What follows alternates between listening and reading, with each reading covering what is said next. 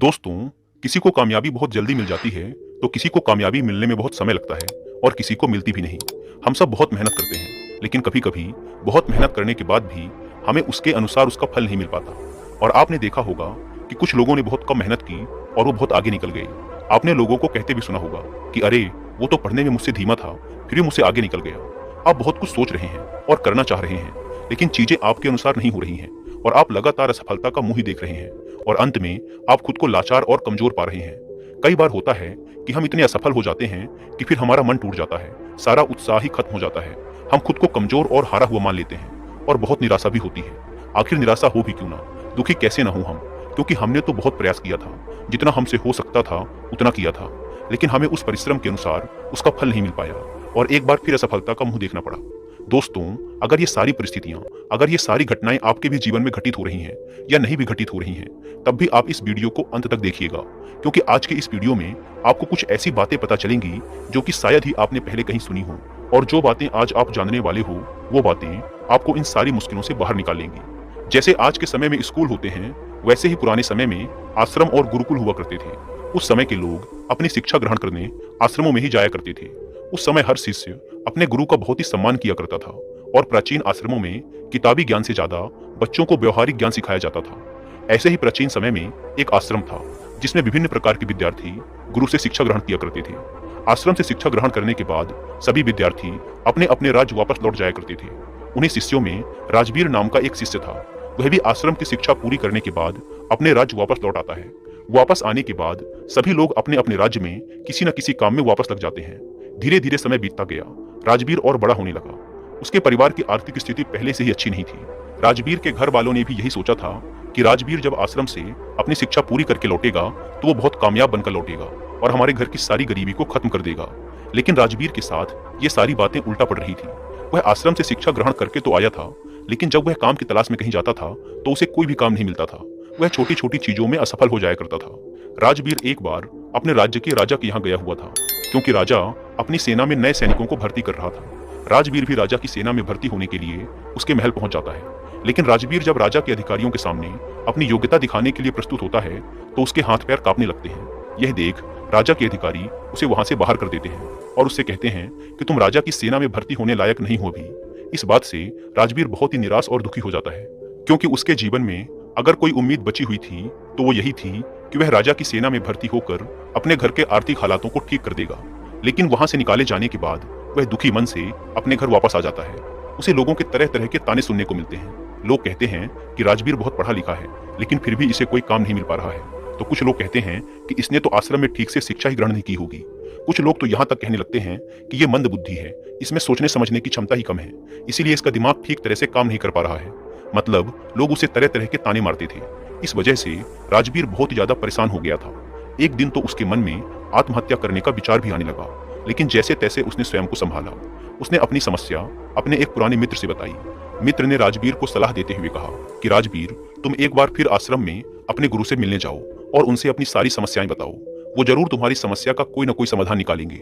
राजवीर पहले तो हिचकता है कि आश्रम को छोड़े हुए बहुत समय हो गया, पता नहीं मुझे गुरुजी पहचान भी पाएंगे या नहीं। लेकिन फिर वह जैसे तैसे हिम्मत जुटाकर आश्रम चला जाता है।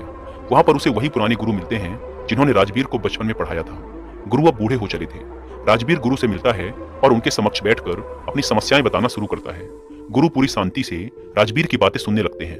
राजवीर कहता है कि हे गुरुवर, मैं जो भी करता हूँ उसमें असफल हो जाता हूँ। मैं किसी भी परीक्षा को उत्तीर्ण नहीं कर पा रहा हूँ। मेरे घर वालों को उम्मीद थी कि मैं घर के आर्थिक हालातों को ठीक कर दूंगा, लेकिन मैं उसमें भी अब तक असफल ही रहा हूँ। मैंने अपनी शिक्षा भी अच्छी तरह से पूरी की थी, लेकिन तब भी मैं लगातार असफल होता जा रहा हूँ। मैं हर परीक्षा की घड़ी में खुद को लाचार पा रहा हूँ, जिस वजह से मेरे दिमाग में तरह तरह के नकारात्मक विचार जन्म ले रहे हैं। इसी तरह से उसने और भी अपनी समस्याएं गुरु को बताई। जब राजवीर ने अपनी बात पूरी कर ली, तब गुरु ने कहा, राजवीर, मैं अभी तुम्हें एक कहानी सुनाऊंगा और इस कहानी में तुम्हारी सारी समस्याओं का समाधान छुपा है, बस तुम इसे ध्यान से सुनना।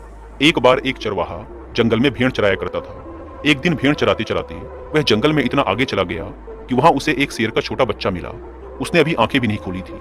छोटा बच्चा सबको प्यारा लगता है। यह जानते हुए भी कि यह शेर का बच्चा है, वह चरवाहा उस बच्चे को अपने घर ले आया और भेड़ों का दूध पिलाने लगा। वह बच्चा धीरे धीरे बड़ा होने लगा। वह भेड़ के बच्चों के साथ खेलता, उनके साथ ही दूध पीता और उनके जैसा ही बोलता। वह खुद को भेड़ ही समझता था। अब बच्चा बड़ा हो गया था। एक दिन किसी दूसरे शेर ने भेड़ों के झुंड पर हमला कर दिया। सभी भेड़ें डरकर भागने लगी। शेर का वह बच्चा भी भेड़ों की ही तरह डरते कांपते भेड़ के झुंड की तरफ भागने लगा। वह जवान हो गया था, लेकिन फिर भी डरा हुआ भेड़ के झुंड के साथ ही भागा जा रहा था। भागते हुए शेर के बच्चे को, जो कि अब बड़ा हो गया था, उस हमलावर शेर ने देख लिया। उसे इस तरह भागते देख हमलावर शेर को बड़ा आश्चर्य हुआ। उसने भेड़ों की ओर से अपना ध्यान हटाया और उस शेर के बच्चे को ही पकड़ लिया और उसे समझाने लगा कि तू क्यों डर रहा है, तू तो खुद एक शेर है। दूसरा शेर, जो कि भेड़ों के झुंड के साथ भाग रहा था, उसने कहा कि शेर तो जंगल का राजा होता है, उसकी दहाड़ से जंगल के सभी जानवर कांपते हैं। मैं दूध पीने वाला इतना शक्तिशाली शेर नहीं हो सकता। हमलावर शेर उसे पकड़कर एक तालाब के पास ले गया और तालाब के पानी में उसे उसका चेहरा दिखाकर बोला कि देख, तेरा चेहरा मेरे जैसा ही है, तेरे दांत मेरे जैसे हैं, तेरे पंजे भी मेरे जैसे ही हैं, इसीलिए तू भेड़ नहीं है, तू शेर है। दूसरा शेर कहने लगा, ठीक है, मेरा चेहरा तेरे जैसा ही है, लेकिन तू तो बहुत शक्तिशाली है, मेरी आवाज से तो कोई डरता भी नहीं। हमलावर शेर ने कहा, तेरी आवाज से भी सब डरेंगे, बस तू खुद को शेर समझ। जिस दिन से तूने खुद को शेर समझ लिया, उस दिन से तुझसे सब डरेंगे। बस तू अपने अंदर की शक्ति को पहचान और खुद पर भरोसा रख। तुझे यह महसूस करना होगा कि मैं भी एक शेर हूँ, मेरे अंदर भी ताकत है, मैं भी जंगल का राजा बन सकता हूँ। जिस दिन से तेरे दिमाग में यह बात बैठ जाएगी, उस दिन से तू किसी से नहीं डरेगा। तू आज डरकर इसीलिए भाग रहा था क्योंकि तू खुद को भेड़ समझ रहा था। तू जब तक खुद को भेड़ समझता रहेगा, तू भागता रहेगा, क्योंकि बचपन से लेकर आज तक तू खुद को भेड़ ही समझता आ रहा है। तू भेड़ों के बीच रहता है, इसीलिए तूने भी खुद को भेड़ मान लिया है और आज तक तुझे किसी ने शेर कहकर पुकारा भी नहीं, इसीलिए तू भेड़ ही बनकर रह गया। गुरु ने कहा, राजवीर, तुम्हारी जिंदगी में भी यही हो रहा है। तुम्हारे अंदर सारी योग्यताएं हैं, लेकिन तुम भी खुद को भेड़ ही समझ रहे हो। इसका सबसे बड़ा कारण यह है कि कोई भी तुम्हें प्रोत्साहित नहीं कर रहा है कि तुम भी कर सकते हो। लोग तुम्हें सिर्फ अपनी नकारात्मक ऊर्जा ही दे रहे हैं। लोग तुमसे सिर्फ यही कह रहे हैं कि राजवीर ठीक से पढ़ा नहीं है, राजवीर योग्य नहीं है, इसलिए उसे कहीं पर भी कोई काम नहीं मिल रहा है। तुम्हारे चाहने वालों ने, आस पड़ोस वालों ने असफलता का डर तुम्हारे दिमाग में भर दिया है। बचपन से ये सभी लोग तुम्हें अयोग्य ही बोल रहे हैं और अयोग्य ही समझ रहे हैं, जिससे तुम्हारी मानसिक दशा भी अयोग्य सी हो गई है। तुम अपने नकारात्मक विश्वासों में कैद हो गए हो। तुम खुद को असफल और हारा हुआ मानने लगे हो, क्योंकि लंबे समय तक जब किसी को अयोग्य और असफल बोला जाएगा तो उसका दिमाग सच में अयोग्य और असफल हो जाएगा। वह खुद को कमजोर और लाचार समझने लगता है, क्योंकि लोगों ने उसे कमजोर और लाचार ही बोला है। इस दुनिया में प्रोत्साहित करने वाले लोग बहुत कम हैं। राजवीर, ज्यादातर लोग बस तुम्हें नकारात्मक ऊर्जाएं ही देंगे। वो तो चाहते हैं कि तुम जिंदगी में सफल ना हो, तुम जिंदगी भर भेड़ ही बने रहो। वे तुम्हारे भेड़ बने रहने पर ही खुश हैं, क्योंकि उन्हें भी डर है कि अगर तुम शेर बन गए तो तुम उन्हें खा जाओगे, क्योंकि शेर से सब डरते हैं। अर्थात उन्हें डर है कि तुम जिंदगी में उनसे आगे निकल जाओगे। अगर अपनी जिंदगी में कोई व्यक्ति बहुत सफल होता है तो सबसे पहले आस पड़ोस के लोगों और रिश्तेदारों को ही दुख तकलीफ होती है। सफल होने के लिए तुम्हें खुद को अंदर से बदलना होगा, खुद के दिमाग पर काम करना होगा, खुद को शेर समझना होगा। जिस दिन तुम खुद को शेर अर्थात योग्य समझने लगे और खुद पर विश्वास करने लगोगे, उस दिन तुम खुद ही सफल हो जाओगे। गुरु ने कहा, राजवीर, अगर किसी बच्चे को बचपन से ही बोला जाएगा कि तू कमजोर है, तू मंद बुद्धि है, तू गधा है, तू जीवन में कुछ भी नहीं कर पाएगा, तू जीवन भर असफल ही रहेगा, तो सच में वो जीवन भर असफल ही रह जाएगा और ये सब बातें उसे भेड़ बना देंगी और वो खुद को भेड़ ही मानने लगेगा। यहाँ भेड़ से मतलब है कि वो खुद को कमजोर और लाचार समझने लगेगा।